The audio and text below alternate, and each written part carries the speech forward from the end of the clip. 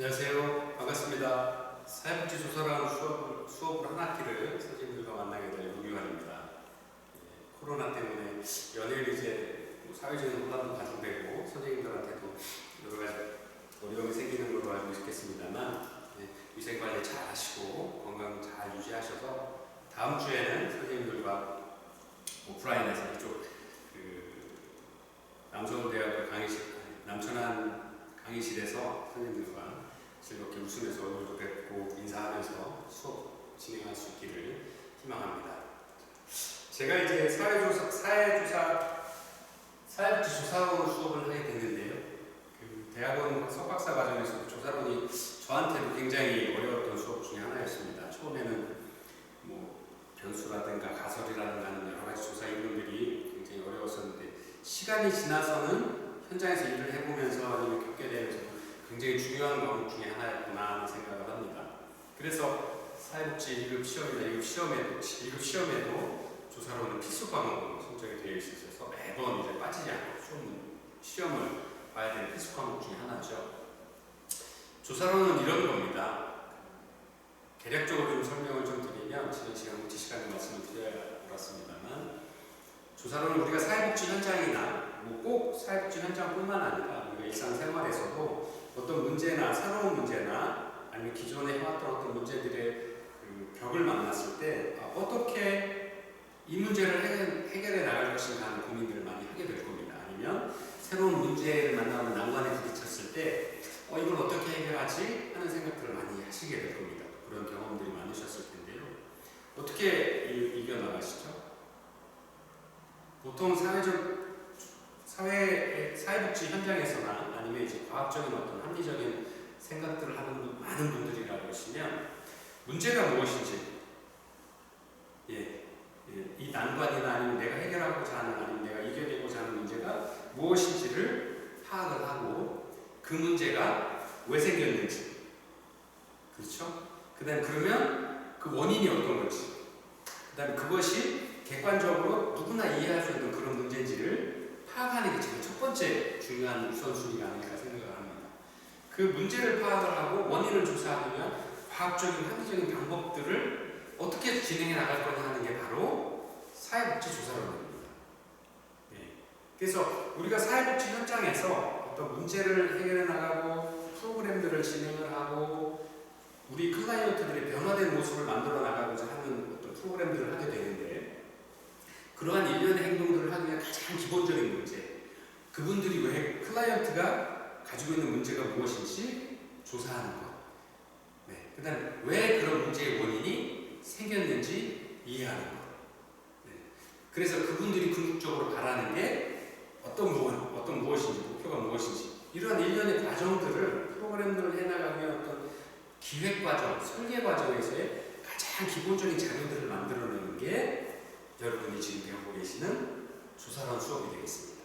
그래서 많이 처음에는 이제 처음 듣는 단어들 아니면 의미를 좀 잘 새겨들어야 되는 단어들이 처음에는 좀 많이 나옵니다만 그런 과정들은 천천히 같이 수업을 해나가면서 이해를 해나가시면 많이 어렵지 않으실 겁니다. 그 다음에 이제 또 많은 사회 경험을 통해서 그런 문제들을 해결해 나오신 경험들이 많이 가지고 계시기 때문에 천천히 잘 소화해내실 수 있을 거라고 믿습니다. 그러면 지금부터 사회복지조사론 제2장 사회조사 방법의 기본 개념 한번 같이 공부하도록 하겠습니다. 그리고 저는 수업이 재밌게 하고 싶습니다. 선생님들하고. 그래서 꼭 수업에만 집중하는 것보다는 교재에만 집중하는 것보다는 수업과 연관되어 있는 다른 어떤 과목들 아니면 다른 어떤 이슈들이나 아니면 어떤 교육 방법들을 통해서 선생님들이 수업을 이해하시고 또 사회복지라는 수업들을 어떻게 접근해 나가실 수 있는지에 대한 고민도 같이 해 나가면서 수업을 좀 지루하지 않도록 재밌게 하도록 오프라인 수업에서 그렇게 진행하도록 하겠습니다. 그리고 제 수업 시간은 아무 때고 개인적인 볼 일이 있으시거나 아니면 좀 다녀오셔야 되고 화장실을 다녀오셔야 되거나 개인적인 어떤 일이 있으시면 조용히 나가셔도 괜찮습니다. 그렇게 하시는 게 맞고요. 다만 주변 분들한테 피해가 되지 않도록 행동 그런 이렇게 조심스럽게만 해주시면 될 것 같고요. 나머지 이제 결석이나 뭐 지각이나 조퇴를 하셔야 될 일이 있으면 미리미리 말씀을 해주시면 제가 참고해서 여러분들한테 피해가 가지 않도록 조치하도록 하겠습니다. 그리고 수업 시간에 질문사항이나 의문사항이 생기면 아무 때고 말씀하셔도 좋습니다. 수업을 제가 일반적으로 강의하는 수업보다는 함께 참여하셔서 함께 토론하고 대화하고 질의하고 응답하는 그런 과정들을 통해서 수업을 진행을 해가는 과정들이 더 의미 있고 보람되지 않을까 생각을 합니다. 그래서 아무 걱정 마시고 어떤 질문이든지 수업에 관해서 아니면 심지어 개인에 관해서라도 뭐 질문이 계시면 말씀해 주시면 성실하게 대답하고 수업에 진행하도록 함께 수업을 만들어 가도록 그렇게 하도록 하겠습니다. 자, 오늘의 학습 목표입니다. 개념과 변수의 의미를 이해한다. 그 다음에 개념과 변수를 개념적 정의와 조작적 정의를 통해서 명확하게 정의하는 방법을 파악합니다. 앞으로 이번 시간에는 이제 개념, 변수, 정의, 조작적 정의, 개념적 정의 이런 말들을 많이 하게 될 것 같습니다. 그래서 그런 부분들은 이제 수업을 통해서 이해를 하시게 될 건데요. 너무 어렵게 생각하지 마시고요. 우리 일상생활이 늘 쓰는 건데 그거를 이제 또 다른 학문으로 좀 이렇게 명칭을 바꾸는 거니까 뭐 들어보신 분 뭐 어렵지 않으실 거라고 생각을 합니다. 세 번째가 변수의 유형들을 이해한다. 그 다음에 이제 가설을 구성하는 과정, 가설의 용도, 가설의 종류를 파악한다. 또 이론의 정의와 기능을 익힌다. 제가 보기에는 이제 개념, 변수, 그 다음에 가설, 이론 뭐 이런 것들인데 아마 이제 자주 안 들어보시니까 좀 생경하긴 하지만 무슨 말인지는 이해를 하실 것 같습니다. 여러분들이 조금 느끼실 것 같은데 바로 느끼는 것 그겁니다. 그 이상은 어떤 뭐 큰 의미는 없을 것 같고요. 개념, 저 친구 개념이 없어. 왜 그렇지? 라고 보통 우리 이야기를 하죠. 어떤 일을 할 때 그게 뭘 의미하는지를 그 사물의 아니면 그 말투의 내용의 본질이 무엇인지가 개념입니다. 그렇죠? 변수, 변화하는 거죠. 근데 과학에서는 개념과 변수를 조금 좀 이렇게 많이 자주 사용을 합니다. 왜냐면 우리가 이제 이런 것들을 정의 내리지 않으면 합리적으로 또 의사결정을 하거나 아니면 합리적으로 반박을 하거나 논증을 하기 어려운 부분들이 있기는 한데 그런 부분들 때문에 이제 분리해서 사용을 하는 것이 크게 어려운 부분은 아닙니다. 그렇게 정의를 생각을 하시고 수업을 들어주시면 좋을 것 같고요. 가설이 가짜라는 얘기잖아요. 일단 정확한 합리적인 과학적인 근거 없이 설명을 해놓는 게 가설입니다. 그래서 가설이 맞으면 참이고 틀리면 거짓이 되는 거죠. 그래서 가설입니다. 일단 정해서 설명을 해놓는 거고요. 이론은 그 가설이 참으로 판정이 나서 그건 누구나 인정할 수 있는 합리적인 어떤 과학적인 생각으로 이해하고 그게 진실입니다라고 했을 때 그런 가설이 이제 이론이 되는 거죠. 지금 좀 헷갈리실 수 있습니다. 이제 수업을 진행을 하면서 상세하게 설명을 드리도록 하겠습니다. 자, 개념. 아까 설명을 드린 저 친구 개념 없어. 아니면 저는 일하는데 개념을 내가 무슨 말을 하는지 개념을 못 잡아. 아니면 개념 없이 나를 따라오는 것 같아라고 이야기를 보통 하죠. 개념. 영어로 이제 컨셉이라고 하는데 개념이라는 것은 경험적으로 알 수 있는 대상이나 현상을 대표하는 것이다. 설명하는 것도 좀 헷갈리시죠? 개념은 여러분들이 생각하는 쉽게 예를 들면 제일 좋으실 거예요. 책, 교과서라고 하는 게 개념입니다. 이걸 뭐라고 하죠? 우리는 책, 교재, 교과서라고 하죠. 이게 개념입니다. 책이라는 말. 이렇게 무언가 설명하기 위해서 쭉 써놓은 거. 근데 이런 걸 뭐라 그래? 이걸 책이라고 그래. 그게 개념입니다. 옛날에 천자문 아니면 사서삼경 뭐 이런 여러 가지 논어맹장 뭐 여러 가지 이렇게 불렸던 것들이 그런 모든 것들을 딱 물품으로 한마디로 개념적으로 어떻게 하느냐? 책이라고 하더라. 책이라고 한다. 대상이나 현상을 대표하는 것 책이라고 한다. 그 책이고 그 책이라고 말하는 것 그런 것들을 개념이라고 이야기합니다. 과학적으로 개념이다 이렇게 설명을 하고 있는 겁니다. 그래서 용어나 단어, 상징으로도 표현되며 서로 다른 개체들이 가지는 공통성 이런 것들 이런 형태로 묶여있는 안에 글씨를 빡빡하게 써있고 책 이렇게 묶어져 있는 거 이런 거는 다 책이라고 하는 거야. 이게 컨셉이야. 이게 개념입니다. 조금 이해가 되시겠죠? 그래서 개념은 뭐가 어때서 중요하느냐? 개념을 통해서 우리는 세상을 이해합니다. 그리고 사물이나 현상을 지칭하는 대부분의 것들이 개념으로 이루어져 있기 때문에 그렇습니다. 이거는 교탁이야. 교탁이란 말 자체가 개념입니다. 이거 음료수야. 우리가 목마를 때 먹는 거 물도 있고 주스도 있고 주스에도 오렌지 주스 있고 뭐 여러 가지 있습니다만 그런 것들을 뚱뚱그려서 개념적으로 정리한 말 컴퓨터, 음료수, 책, 옷, 안경 이게 다 개념이라고 합니다. 왜? 우리의 사물 현상을 지칭하는 대부분의 것들이 개념으로 되어 있기 때문에 그렇습니다. 그래서 과학에서는 개념이라고 하면 어떻게 쓰느냐? 과학에서의 개념은 이론의 가장 기본적인 구성물이다 라고 이야기를 하고 있습니다. 개념에 대해서 조금 이해가 되시나요?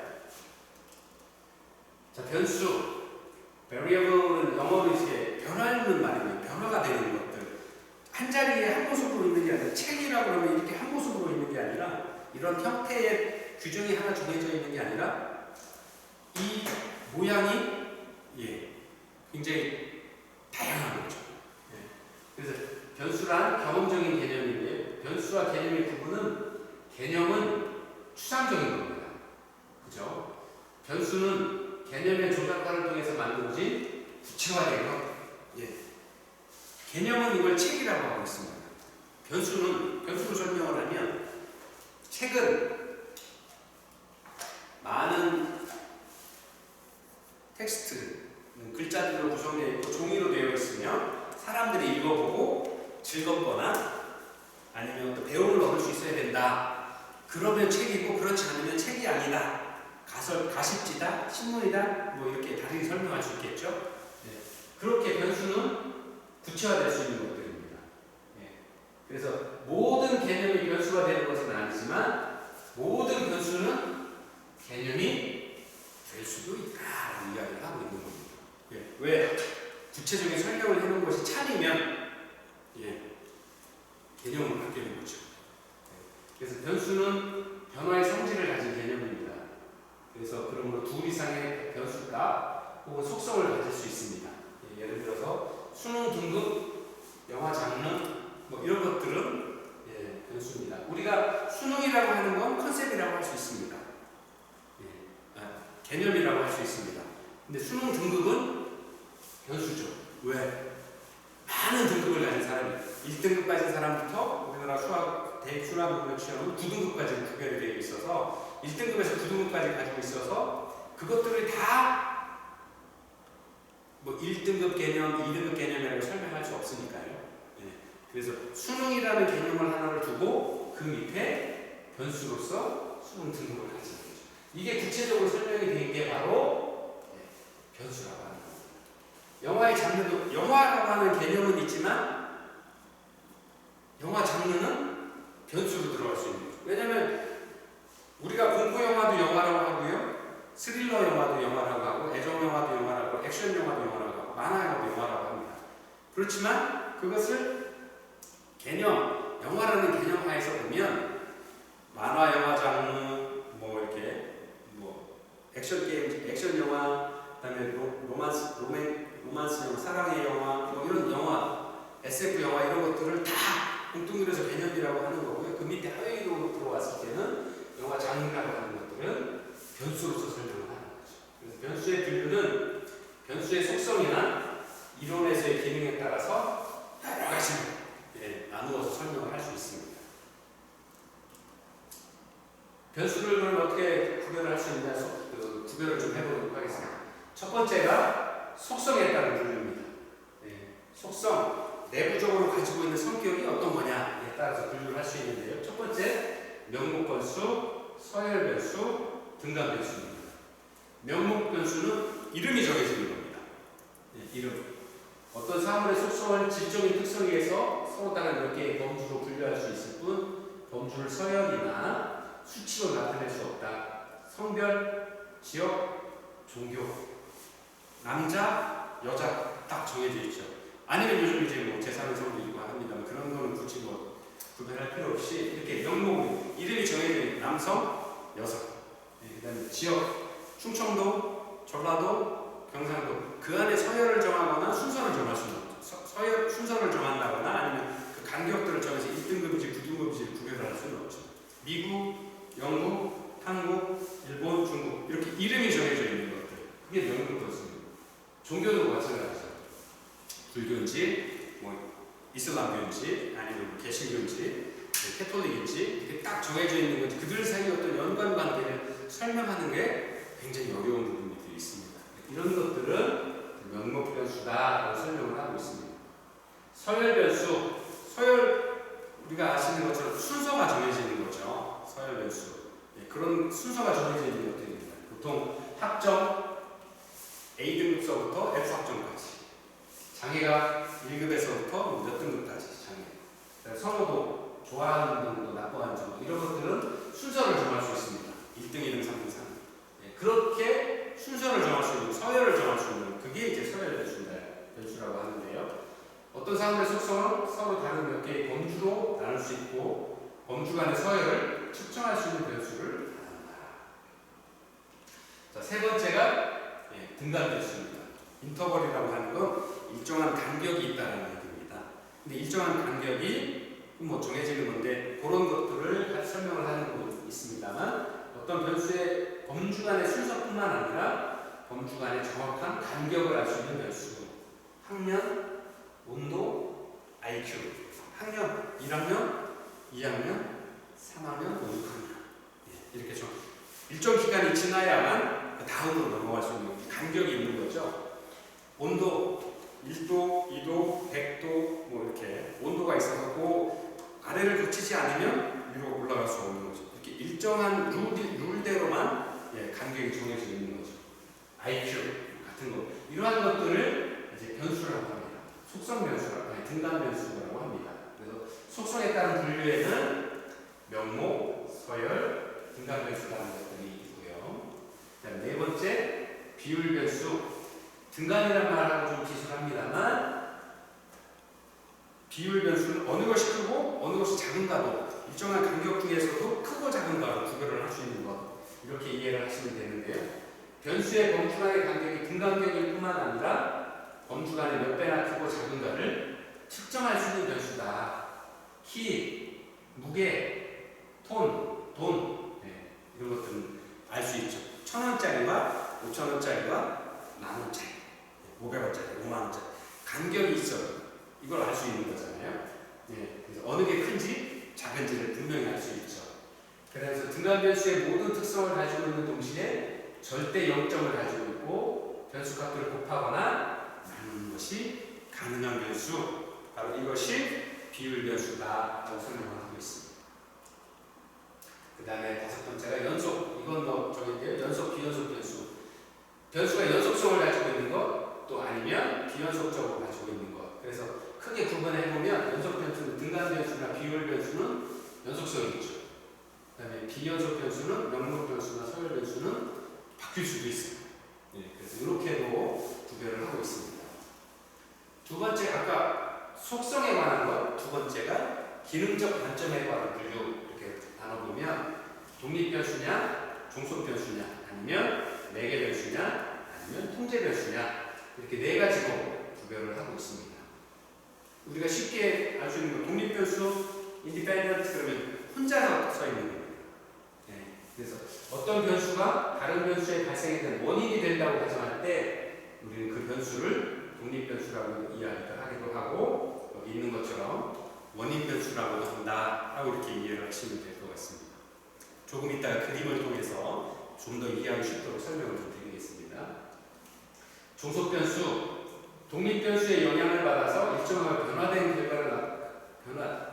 결과를 나타내는 기능을 하는 변수를 종속 변수라고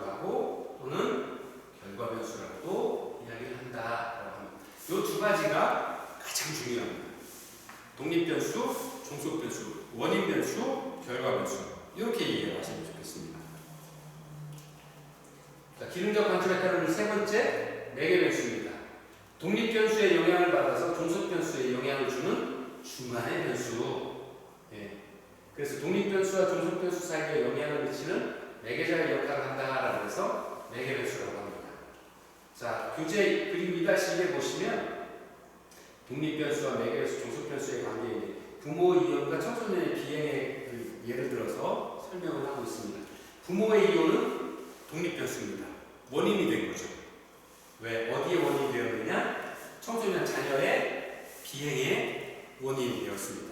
부모님이 이혼을 안 하셨으면 청소년 우리 자녀들이 비행 청소년을 안 할 수 있는 확률이 컸는데 부모의 이혼으로 인해서 아이가 정상적인 그 케어를 받지 못하다 보니까 비행을 저지른 청소년이 됐다 하는 것들은 과학적으로는 부모의 이혼이 독립 변수가 되고 원인 변수라고 아까 말씀드렸죠. 그다음에 청소년 아이의 비행은 부모의 이혼으로 인한 아이의 비행이 생겼기 때문에 종속 변수라고 하고 결과 변수라고 한다라고 이야기를 하는 거죠.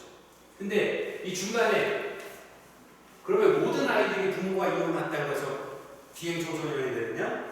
그렇지 않은 경우가 많다는 거죠. 왜 그럴까 하고 연구를 해봤더니 아이의 정체감이 높은 아이, 자존감이 높고 정체감이 높은 아이는 스스로 통제를 해서 저건 나쁜 거구나 판단해서 비행을 저지르지 않고 성실하게 자기 갈 길을 가는 아이들도 있었더라. 그래서 아이의 정체감이 비행 청소년으로 만들어가기도 하고 정상적인 열심히 하는 성실한 아이들, 착한 아이들도 만들어가는구나. 그래서 자아정체감이 높은 친구는 일반적으로 훌륭한 친구로 자라고 그렇지 않은 친구들은 비행을 저지르는 확률이 높아지더라 라고 연구 결과가 나왔을 때 이 자아정체감이라고 하는 것이 바로 우리는 매개 변수다라고 이야기를 한다라고 하는 겁니다. 그래서 독립 변수, 원인 변수, 부모의 이혼, 그 다음에 청소년 자녀의 비행이 이루어졌다, 종속 변수, 결과 변수, 중간에 아이의 정체감이 문제가 되더라, 변화의 요인의 매개가 되더라 하는 것들이 바로 매개 변수라고 해서 아이의 자아정체감을 표현을 하고 있는데 이렇게 이해를 하시면 독립 변수, 종속 변수, 매개 변수에 대한 이해가 잘 되시리라 생각을 합니다. 자, 네 번째가 기능적 관점에 따라 분류해서 네 번째가 바로 통제 변수입니다. 통제 컨트롤한다는 거죠. 두 변수 간의 관계를 더 정확하게 파악하기 위해서 두 변수 간의 관계에 영향을 미칠 수 있는 제3의 변수를 사용하여 통제하는 것, 이게 바로 통제 변수라는 겁니다. 그림에서 잠깐 보시는 것처럼 경기의 불안이라고 하는 건 독립 변수죠. 그래서 종속 변수, 경기가 많이 떨어지니 불황이 되니까 매출이 감소하는 거죠. 근데 이것이 해당 지역에서만 어떤 지역에서만 이루어졌다 라고 하면 이게 바로 이럴 때 통제 변수라고 이야기를 하는 겁니다. 예를 들어 대한민국이라는 나라에서 아니면 좀 더 작게 보면 천안이라는 곳에서 동이 30개 동이 되죠. 아니면 그 동 중에서도 신불당동, 부정동, 신방동, 이렇게 구도심 지금 원성동 지역마다 경기에 대한 경기 호황의 지수가 다 다르죠. 정도가. 그래서 매출이 감소하는 영향도 다 다르더라 하는 겁니다. 근데 그게 왜 무슨 동이 있느냐에 따라서 그 지역에는 매출이 감소해서 상인들이 어려움을 겪고 어느 지역은 호황이어서 아직도 열심히 불경기에 대한 매출 감소에 대한 느끼지 못하더라. 그랬을 때 경기 불황에 따른 독립 변수에 따라서 종속 변수의 매출 감소가 이루어지지만 지역이 어디냐에 따라서 통제 변수가 달라지더라, 통제가 되더라 할 때 그 지역이라는 것이 바로 통제 변수로서 설명을 한다라고 하는 겁니다. 이런 건 좀 이해하시기가 좀 훨씬 편하시겠죠? 자, 그래서 이제까지는 개념과 변수에 대해서 설명을 드렸었고요. 이제 다음 시간에는 개념에 대해서, 개념적 정의에 대해서 공부를 하는 시간을 갖도록 하겠습니다.